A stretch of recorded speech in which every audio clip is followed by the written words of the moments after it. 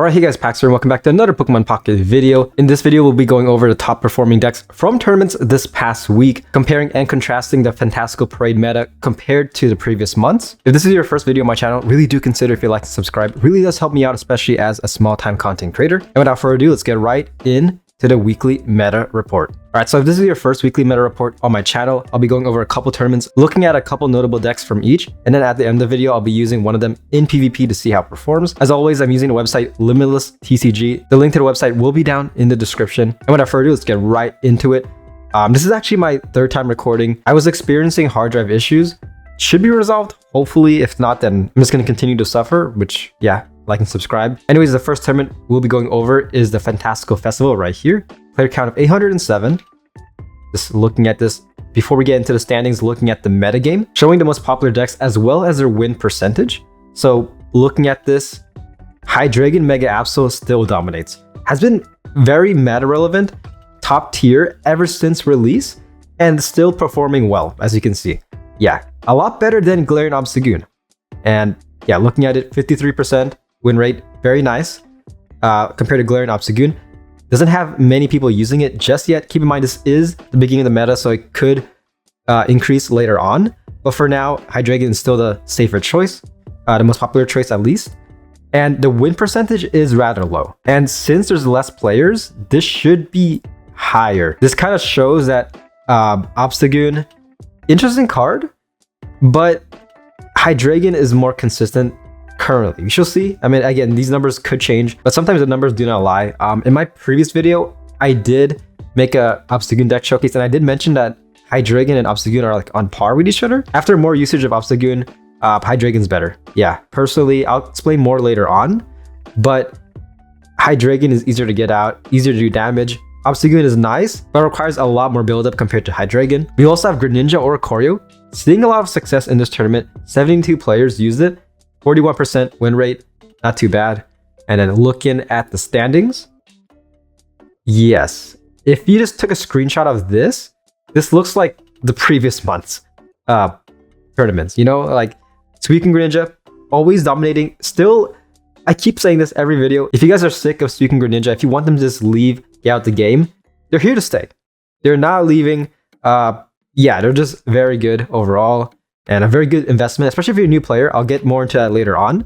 But yes, looking at this, all previous contenders from previous months. The only deck that features a new card from Fantastical Parade, at least when it comes to this Pokemon, is Mimikyu. Mimikyu Ex, Giratina Ex, made by Sekaru. I'll talk about that later on, but for now, I'm just going to briefly go over first place, Suicune Greninja by PTCGP. Congrats. Looking at this, very straightforward. I'm not going to talk too much about it, just very briefly, because I feel like most of you guys watching already know this pairing, but just in case you guys don't, if you're a new player watching this, ideally you do want to lead with Suicune Ex, maximizing the ability, evolve into non-EX Greninja in your bench as fast as possible, and then eventually you could start bullying your opponent's bench Pokemon. So you would use Greninja's ability right here, Water Shuriken, to target one of your opponent's bench Pokemon. Then you would Cyrus, and then you would attack with either Suicune Ex or Greninja EX, or even non-EX Greninja, because looking at Suicune, damage does vary. So if your opponent doesn't have much Pokemon in their bench, you won't be maximizing your damage. You can do a max of 140 paired with the non-EX Greninja's ability. Whereas, of course, looking at the EX version, just doing a flat 100. Ability is essentially a Water Celesteela, so you can just free retreat, which is nice, especially if you're leading with Suicune EX. You can just free retreat out of this legendary dog. So yeah, with him, you can do a max of 120. Not as much as Suicune Ex, of course, but more consistent, more reliable. We also have Indeedee Ex in this deck, primarily acting as a support with this ability, just healing 20 damage each turn. Not attacking, of course, because this deck is running pure water. And then all the other trainer cards are very straightforward. Rita, Mars, Pokeballs, of course, Rare Candy, Giant Cape, Professor's Research. For this deck, if you're running Suicune Greninja, you always want to have two Cyruses. I feel like you want to maximize Cyrusing because of Water Shuriken. Is very useful, and I feel like this deck also gets a lot of value if your opponent has a Mega EX in their bench. Because you could, like, let's say your opponent has like a Mega Absol in their bench, you would Water Shuriken, Cyrus, that Pokemon in. You attack next turn, you can just one-shot that Mega. They try retreating, but guess what? You have a second copy of Cyrus, so you just pull that back and GG. Cyrus is definitely one of the best win conditions in this game. So yeah, running 2 of them. And then of course, looking at the matches against Magnezone or Oricorio, makes sense. Type advantage, Oricorio is kind of annoying. Not gonna talk about this deck, but I want to see if this deck has a Giant Cape. So the cool thing about this Greninja as well is that it's a good Oricorio counter, unless your opponent does Giant Cape. So if they did Giant Cape that Oricorio, Greninja won't be able to one-shot. Oricorio will survive with 10 HP. Also lost against Mega Mawile. This guy didn't make it too far, but that's interesting that a very top tier deck lost against Mega Mawile. But it does make sense. So looking at this deck list, I see where this guy's going with, but they could have made the deck a lot better. Yeah, so this is the 19 trainer Mega Mawile EX deck. I did make a deck showcase of this. It's on my channel. If I remember, I'll put it in the description below, but yeah, it's very straightforward. Ideally, you just want to keep attacking with Mega Mawile because this guy gets more powerful each time it attacks. 60 base damage, and then each turn after that, there's 30 more. So your first turn 60, next turn 90, following turn 120, 150, 180. This keeps going essentially. So yeah, this is the deck right here. A lot of trainers, as you can see, supporting. We got PC Lady, Adaman, Rocky Helmet do a bit more damage, Guzma, Cyrus, of course. This guy's running Potion, which I don't really get. I granted, man, this deck didn't make it too far, but again, it beat Suicune Greninja, which is interesting. Instead of Potion, I would run Lucky Ice Pop. Yeah, because Lucky Ice Pop is basically a better version of Potion. So this card, heal 20 to your active Pokemon, and then you flip a coin. If you get heads, it goes back to your hand. Then you can play it again, get heads again, goes back. You can potentially heal up a ton of damage. In my Mega Kangaskhan EX deck showcase, I healed up to 120 HP. Or not up to, but like I healed 120 HP, which was insane. Like I was on the brink of death, I healed up, and then my opponent can't do anything. Like it was, yeah, this card is pretty fun. But again, it's a coin flip. Could be, does require RNG, but nevertheless, you do a flat 20 damage. That's guaranteed. So you're healing 20, everything else is extra. And of course, looking at Potion, you heal 20, and that's basically it. Like it's the same effect. The only thing that Potion has that's better than Lucky Ice Pop is that Potion works on your bench as well. Whereas of course, Lucky Ice Pop works only on your active. But looking at this deck, you only have one Pokemon and it's in your active. So I really don't get why this opponent, why this player is running Potion. I'm just gonna briefly look at my deck. So this is the deck that I use for my deck showcase. I have no idea why it's called the Abomination EX. That was the name for my Mega Latios EX deck showcase. I changed it to Goku, but I guess Goku is it's a bad word. It's banned, I guess. I don't know what happened. But yeah, as you can see, a lot of negation as well as healing. So for one thing, looking at the cards, Metal Core Barrier, a new Poke tool.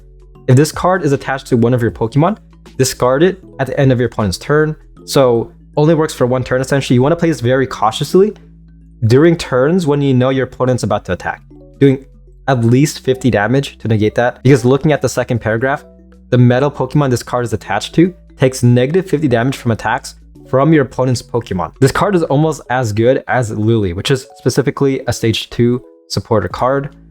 But yeah, so you're healing 50, or yeah, not you're healing, you're negating 50. Adaman, you negate 20. So in total, 70 damage of negation. Next turn, your following turn, let's say you do have a PC Lady as well as Ice Pop, Lucky Ice Pop, you are healing at least 50 HP. And also removing a status condition. And that's the minimum because of course, Lucky Ice Pop, I mean, you can just keep on using it. You have 2 copies in your hand as well as PC Lady, you're just healing to full health. Like at that point, I feel like.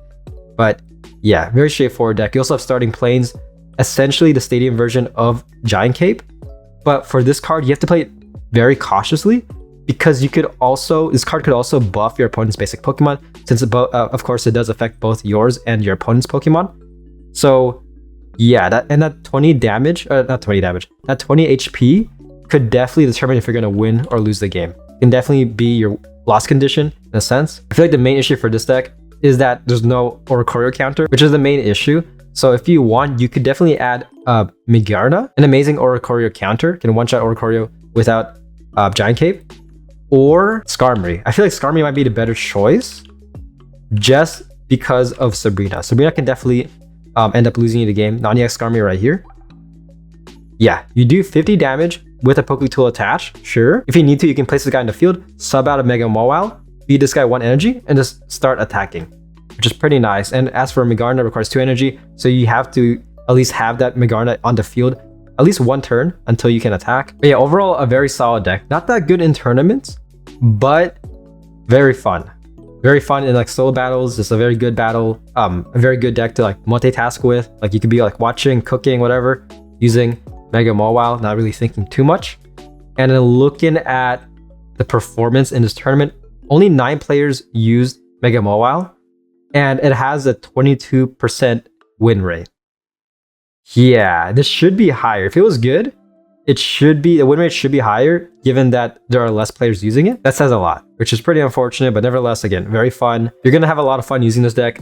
Maybe not in high tier, but I can definitely see this guy working in low to mid tier, casual PvP battles as well. We'll go over one more deck from this tournament, and that is the deck made by person who got 13th place, Sakaru, Mimikyu Ex / Giratina Ex. The reason why I'm mentioning this deck is that this deck did come out, of course, Mimikyu Ex did come out in Fantastical Parade.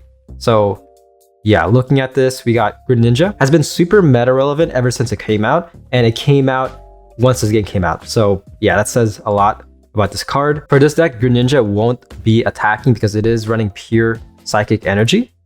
So you primarily want to have Greninja in your bench, and you would do the Greninja Cyrus combo. Yeah, you do that to do a bit more damage, also like targeting your opponent's bench Pokemon. So ideally for this deck, you want to lead with either Giratina Ex or Mimikyu Ex. Ideally Giratina Ex, because for one thing, this guy is rather tanky, a lot of HP, can be a wall, and you can get this guy fed. If you go first, your 3rd turn, this guy will be attacking, doing 130, and then if you want, you could retreat for free eventually because of Peculiar Plaza. Stadium card, the retreat cost of each Pokemon, Psychic Pokemon in play, is 2 less. This works for your Pokemon as well as your opponent's Pokemon. Again, something to note. That's basically what most Stadium cards do, like they work for both players. So yeah, looking at this, Mimikyu Ex has a retreat cost of 2. Same thing with Giratina Ex. That goes down to 0 because of Peculiar Plaza, free retreat. The only issue with this is that Greninja doesn't benefit from Peculiar Plaza because it is, of course, water type. So you would have to feed this guy 1 energy to retreat. And then we also have Sableye right here, primarily just to counteract Oricorio, doing 70 damage. And if you pair this with Greninja's ability, you're doing 90, which is able to one-shot Oricorio with Giant Cape on, which is pretty nice. We also have 2 copycats, which could allow you to outdraw your opponent. And of course, Mimikyu, the Fantastical Parade Psychic EX themselves. Very frail, but the ability does make up for it. Ability Disguise, when this Pokemon is first damaged by an attack after coming into play, prevent that damage. Which is why I feel like running Giratina Ex is better, like starting with Giratina Ex in the battle, because Mimikyu is nice, but the ability might you might lose the ability to say your first turn if you start with Mimikyu, because your opponent could use a weak Pokemon just to remove the ability. So let's say your opponent, like you would leave a Mimikyu and then your opponent would Chingling, attack with Chingling. Sure, you negate that 10 damage, but you can negate a lot more later on. You could tank an attack from Mega Charizard EX. That guy does 250 damage, and Mimikyu EX is unfazed. He's like freaking Piccolo, man. He tanks it, takes off his freaking clothes, and he's like ready to cook. Yeah. And I mean, when it comes to the attack though, 70 HP or 70 damage, not too much, requires only 2 energy. But again, if you pair that with non-EX Greninja, you're doing 90. And then of course you want to kind of chip your opponent's bench, which is why you do want to play this deck very, I wouldn't say fast paced, but not too slow. You know, it's kind of like a middle ground. I feel that's how you want to play this deck. Because if you take too long, then yeah, your opponent will get a huge advantage against you. But at the same time, I feel like it's very hard to play this deck very fast paced because of the build-up primarily, and also Greninja, getting Greninja out. And if you start with Froakie turn 1, you're already at a disadvantage, especially if you're going first. Going first with Froakie out on the field turn 1, yeah, it's not looking good for you. But I feel like the same issue is with the Suicune Greninja deck. The starting with Froakie is not a good sign. Yeah, I've won a lot of battles, and inversely I've lost a lot of battles because I started with Froakie, and then because of RNG, I just couldn't get the cards I need out. Yeah, overall, very nice deck. And then looking at the matches, lost, of course. Lost to Suicune Greninja, Kind of makes sense because you can start chipping the bench Pokemon. Tied against Mega Kangaskhan Pichu. Might as well quickly look at this. I feel like this is kind of notable as well. A new deck from Fantastical Parade, Mega Kangaskhan. How far did this guy make it? Made it somewhat far. That's an interesting deck. Okay, so 2 Mega Kangaskhans, Miltank, Oricorio, Pichu. So Mega Kangaskhan is pretty good. Very unique card and very interesting because you attack twice in a turn. So first attack does 80, second attack does 40. So you do 120, requires 3 energy. Basic, of course. Colorless as well. So it's a deck running Limas. 2 copies of Limas. So if you need to, you could retreat out of Mega Kangaskhan. The card goes back to your hand, and you just, you can get some pretty good value with that. And Lima can definitely save you the game. But, very straightforward stuff. Giovanni just to do a bit more damage. So with Giovanni, your first attack does 90, and then your second attack does 50. So in total, you are doing 140 damage. And then with Red, your first attack does 100, second attack does 60, 160.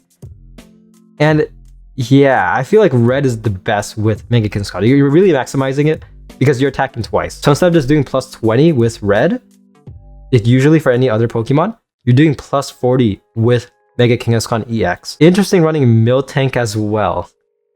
So I guess this guy led with Miltank, I'm assuming. Like you would lead with Miltank and then feed Mega Kangaskhan. Or if you get, depending on your hand, you could lead with Pichu if you're going second. And you have Pichu in your active, Mega Kangaskhan EX in your bench. Kangaskhan will be built your second turn. So getting out very fast. Very nice to see. And overall, a very fun deck. A lot of potential. And as colorless EXs go, Mega Kangaskhan EX might be the best we've gotten in Series B. So these are all the colorless EXs that we have so far from Series B. One of them is a promo card, so Kangaskhan is definitely the best. Anyways, coming back to Mimikyu, Giratina. So tied against that deck.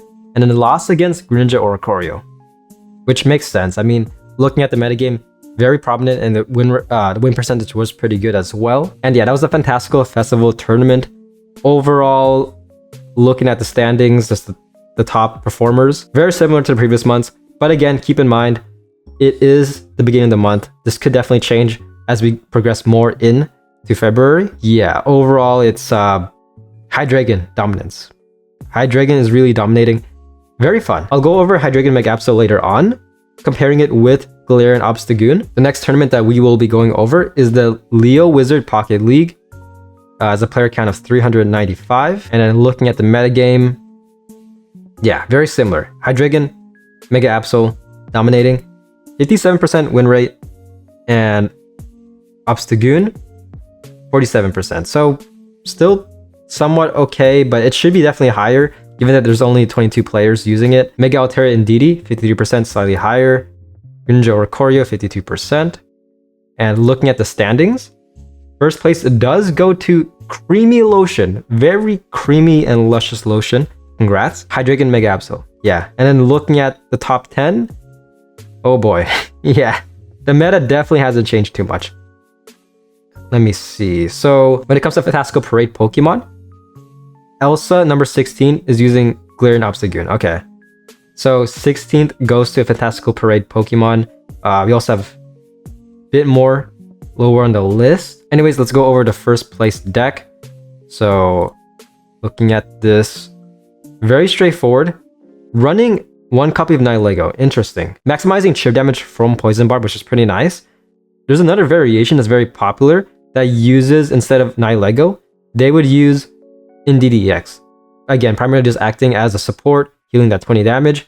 And looking at Hydreigon, after using the ability, you take 2 Darkness Energy from your enemy zone, attach it to the Pokemon. So essentially, this card really only needs 1 Darkness Energy to attack. But if you do this, you take 30 damage. So if you pair this with Indeedee Ex's ability, you're only losing 10 HP after using the ability. And that 20 HP of healing could definitely win you the game. But this deck is prioritizing more on the poisoning side. So Nihilego plus Poison Barb, you are doing 20 damage if your opponent's Pokemon is poisoned.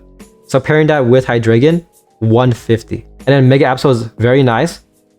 HP 170 basic, requires 2 energy, 80 damage, does 80 damage, and after attacking, your opponent reveals their hand, choose a supporter card you find there, and discard it. Not shuffle. You discard it out of play. So if your opponent has a Cyrus in their hand, it's gone. You can select it, discard it, and it's just gone from the game. But it depends, really. It depends what deck they're using.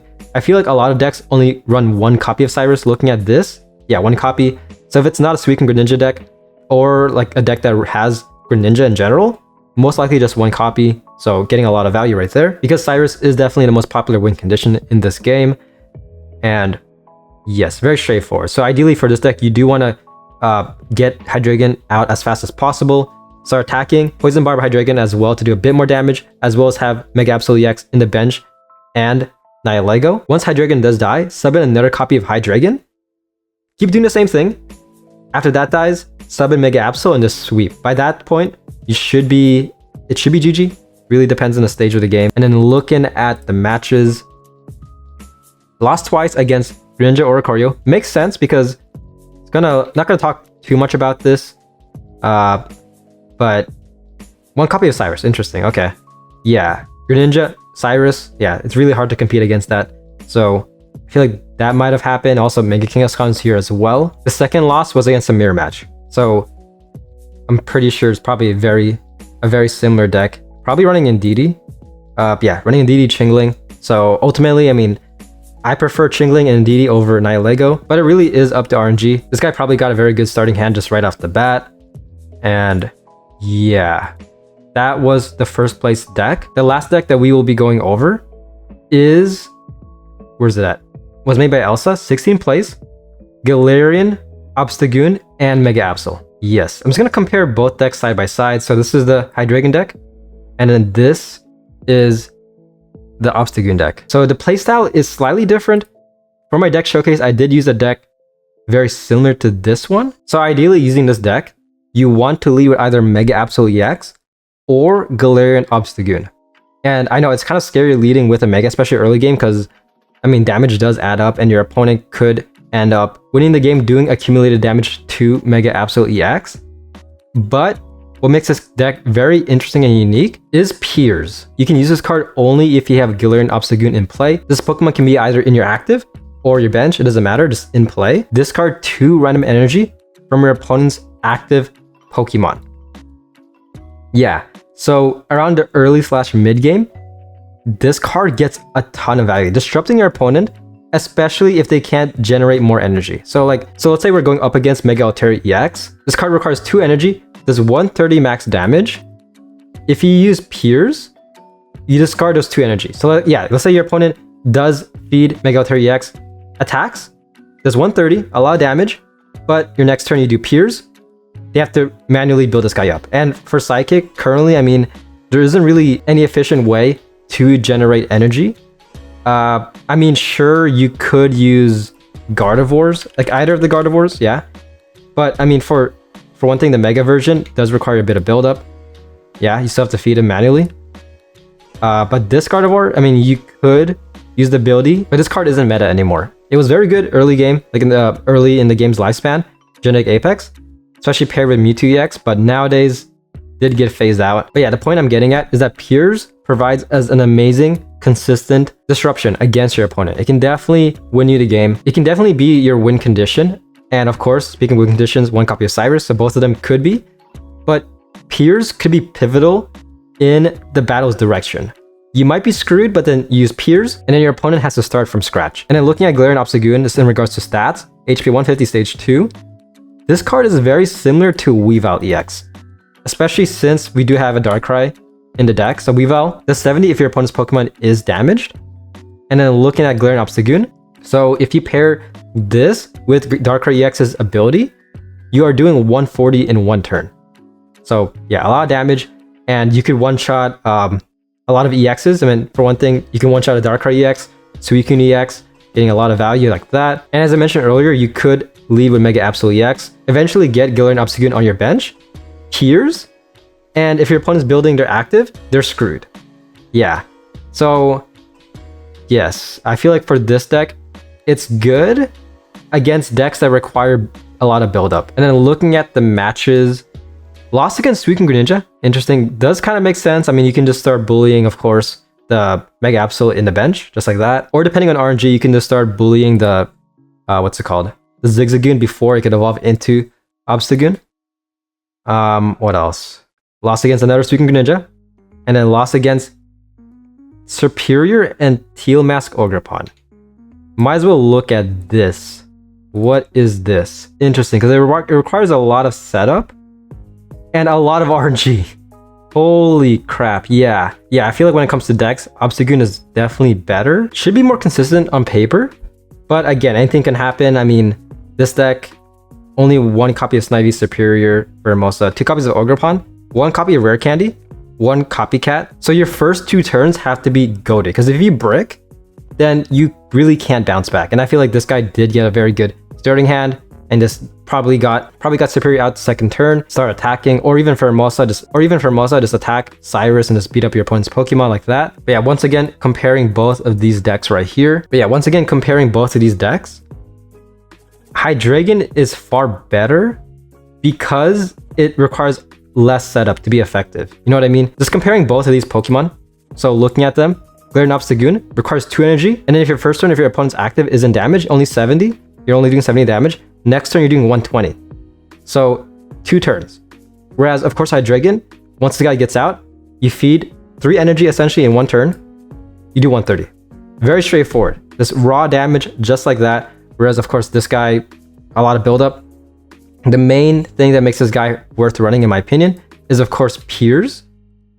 But this game does require a lot of RNG, so it's a lot of build-up. And then looking at this, like let's say like Hydreigon does go against Obstagoon. In my deck showcase, I did go against a Hydreigon, but my opponent got pretty bad RNG. Hydreigon versus Galarian Obstagoon, I feel like they're like evenly matched. It really depends on RNG and depending on like your board, but I feel like Galarian Obstagoon will beat Hydreigon. Like if it's like a cage fight, like there's 2 of them going at it together, it seems like Obstagoon should win if you can get him built and attacking, because yeah, after using your ability, you take 30 damage, you're down to 120.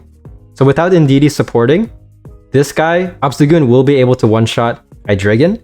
But if you have an Indeedee, then yeah, that guy's gonna survive at least 1 more turn. And then when it comes to Piers does nothing against Hydreigon, since after attacking, you discard all energy. And overall, I feel like Hydreigon has better synergy with... Mega Absol, as well as, of course, Indeedee just supporting. Very nice to have. And a lot more consistent, which is why, of course, looking at the metagame, win percentage isn't really that high. So yeah, to summarize what I said, Hydreigon, better than Obstagoon. Very controversial. Let me know what you guys think in the comments below. Do you like Obstagoon more than Hydreigon? However, Obstagoon is more rewarding. Fun versus rewarding with Piers. But yeah, that was the weekly meta report. And to end the video off, I'll be using this deck in PvP and we'll see how it performs. All right, here we are in PvP battle. I totally forgot to press start recording and I tied. It was a very climactic duel, but of course I messed up. Yeah, I went against a Cursola. It all came down to the coin flip determining if I win or tie. And my opponent gets heads. Both Cursola and my Mimikyu Ex get knocked out. We both get 3 points and tie. It was very climactic, and I'm punching myself in the face right now. All right, here we are in PvP battle. We are going first, leading with Giratina. So pretty good. Ideally for Giratina, you do want to go first just to maximize energy. Opponent is using Mega Absol in the active though, which is not good for us. Also, if they're using Galarian Obstagoon, not good for Giratina. So for now, just play like this. Pokeball, not too bad. So this is a pretty good board layout right here. We can evolve one of the Greninjas manually and the other one with Rare Candy. Broken Space Bellow. Alright, opponent places Dino in the bench, evolving into Frogadier. Next turn I can get Greninja out. Got Rare Candy perfect. So right now, just feed. Oh yeah, we can just Rare Candy as well. Why not? Let's do a bit more damage this turn. Rare Candy. Next turn I can Copycat. Actually, I can't Copycat, but still, nevertheless, doing a bit more damage onto this Mega Absol. Next turn I'm doing 150, so this is perfect. Applying a bit of pressure. My opponent does have to sub out of Mega Absol next turn. Of course, does Rare Candy. So Giratina might be dead. Not good, but we do have Cyrus. So we could do this. Apply a lot of pressure.